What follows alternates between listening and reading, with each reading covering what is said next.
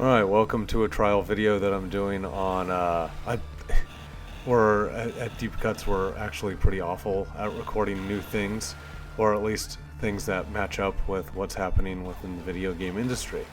But I'm trying something new tonight. Tonight I have captured, as you can see, a little bit of Axiom Verge, which is a PS4, Vita, and PC exclusive. You can get it on Steam if you would like. It's a Metroidvania game. Essentially, what I'm doing here, however, what makes this recording different is up in the corner, or not up in the corner, up above the actual video that's happening, the little man jumping around, you can kind of see that it says PS4 Remote Play. So this is a new feature for the PS4. Remote Play has been something that is on the Vita. So you can play your Vita on the go, and you can connect to your PS4 wherever you would like in order to play your games. Now, if you have a Vita or have tried this, it's how do I say? It's give and take. It's not very good at Wi-Fi hotspots. The bandwidth isn't there, and even within my own home network, playing Remote Play on the Vita is not that great. It's good, don't get me wrong. I could probably play Axiom Verge without too many hiccups. But what makes this new is that I am actually playing Remote Play on my Mac. Now, that is part of the newest PS4 update. As you can see here, I died. Yay, death. That was actually my first death in the game. It was pretty early on. Okay. So, Remote Play on the Mac, that's what I really wanted to talk about here, is the fact that I was able to connect my Mac to my home network, of course, and then have everything wired up via Ethernet cable in order to record this or play this. It's actually pretty simple. All I did was Google search Remote Play Mac, popped right up, and as soon as I had that downloaded, I put in my username, password, and I was ready to go. It's as easy as that. It was awesome. Sony has made an awesome job as far as the introductory interface, getting people to be able to do this. So what's the negative side here? Okay, so before I get to the negatives, excuse me.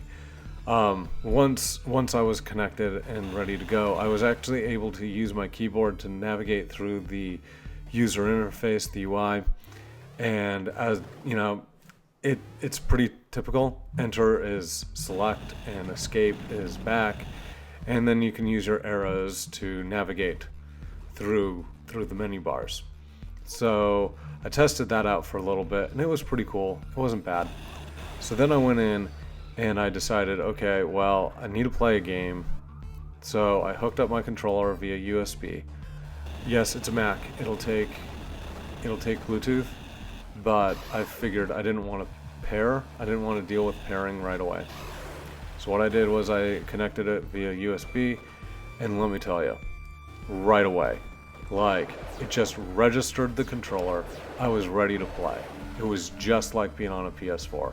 It was awesome. I mean, if this is the future of gaming, like, I'm totally, screw VR. Screw VR, I will take this. The ability to take my games wherever I want, whenever I want, and they're like full-fledged games, AAA games, I'm all for it. Even Axiom Verge, it's not a AAA game, it's an indie. I mean, one guy made it, but it's awesome to think that I could be somewhere else and connect to my PlayStation 4 a few hundred miles away and still be able to play the games that I love. All right, that didn't happen. I don't have high hopes for this yet, because it worked okay on the Vita. I mean, I can't tell you how many times I actually tried to connect to someone's house that wasn't my own, and it didn't work out very well. Okay, so if the remote play didn't work very well for the Vita, so how does it work on a home network? Well, it works pretty good. There is some lag in the controller. It's milliseconds. You don't want to be playing Destiny or Call of Duty or Battlefield on this. On my home network, the frame rate was steady. I've had a few hiccups, but as you can see here, the image quality is really low, and it's not running at 60 frames a second. That was a huge. It's not necessarily a bad thing because I get to play it on the TV or on my computer whenever I want, but it begs the question of cool technology. When would I use this? The PlayStation 4 is my primary system for everything. I don't have a smart TV. I do have an HD TV, yes, but I don't have a smart TV. So it's my box for Netflix and Amazon Prime. I have other consoles that do the same thing, but the Xbox 360 and the PS3 are just slow. The PS4 is the most powerful thing that I have except for my computer in the house. Why or what? In what world am I going to be using remote play in my own home to play a game like Axiom Verge? Again, I've been playing through Batman Arkham Knight. Go watch it. I've streamed it a few times. Why would I want to lower the image quality of such a beautiful game at 1080p down to 720p at most? Okay, that's the highest it'll go. And then also lower the frame rate from 60 frames per second to 30 frames per second. Okay, I'm not a graphics whore. I would totally play this game. Like, Axiom Verge plays well. But on a full-scale AAA title, I feel like there's no need for this. It's the PlayStation TV all over again. It might be the PlayStation Move. It's really cool tech, and it could be the future of gaming. But I feel like internet connectivity, home network speeds, the limitations within the home. I mean, the tech's here. I feel, I'm not a programmer. I don't know how this stuff always works, but I feel like this is a step in the right direction. And I want this to keep happening. Now, I'm not sure if you are going to see this in the final cut, but all over the place. My frame rate, well, not all over the place, but my frame rate has dipped. And in fact, my little guy here, the main character that you play, is jumping around occasionally and disappearing. Now that might not happen on the final cut because I'm rendering this as I'm talking about it, so there might be some discrepancies in what I'm seeing versus what you're seeing. But I guarantee you, before I stop talking, you're gonna see my little guy disappear or jump frames multiple times, and you as the viewer are gonna be disjointed. But I promise you, I didn't see that while playing it.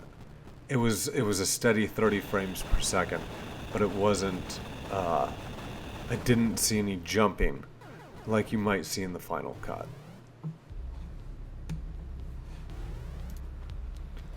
So my next question that I think is important to address is, so where does this leave AAA titles for the future? And where does it leave gaming as a whole?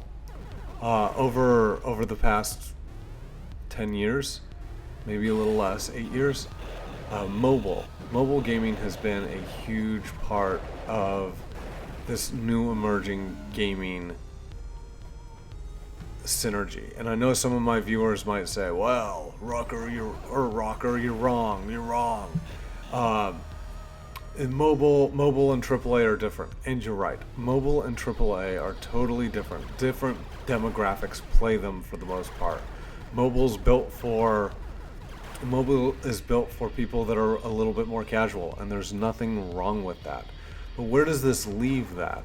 You know, Nintendo has been able to monopolize on the mobile market so much in the last 2 decades, and with iPhones, iPads, this new take gaming wherever you want technology, as it increases, where does it leave an experience like this? Now, okay, so you're going to be playing it on a Mac or PC. So is it truly mobile? If you own a laptop, it could be. Okay, connecting to a university hotspot, maybe McDonald's, I don't know, right? Everywhere has Wi-Fi these days, and I'd like to test the waters of this a little bit more. Again, this is in my own home, as you're watching now. I'd like to test it elsewhere, and I think I might in the coming weeks. However, so we get this idea of, yes, this can be a mobile market, but there's a specific reason why I chose Axiom Verge to play, because I knew it wouldn't last, or it wouldn't be good for an experience such as a first-person shooter. In fact, all the early reviews on this are saying, don't play them. Play experiences that are 2D. That's why I picked this. Okay, so does this change mobile gaming? Not really, but it is a step in the right direction. It's putting these experiences into a sphere where they haven't been before. And I know that Microsoft is trying their thing to get Windows PC gaming and Xbox Live and Xbox One all future-proofed with this idea as well. But I think it's a little disjointed. I mean, I've got 3 kids, and we all share the same box, and I don't have the budget to buy multiple boxes, multiple PS4s. So where does this leave us? Well, it leaves us with still sharing the TV. And it leaves me with asking myself, am I really going to use this feature all that often? I don't know. You can kind of tell that my train of thought is a little bit scattered. But I think the point is that A, this doesn't change anything yet. I don't think for the majority of people. It is a wicked cool piece of technology, and I think we're taking a step in the right direction. But I'd like to take experiences like maybe Arkham Knight, Battlefield, whatever you have, with me on the go, and I only have to buy it once.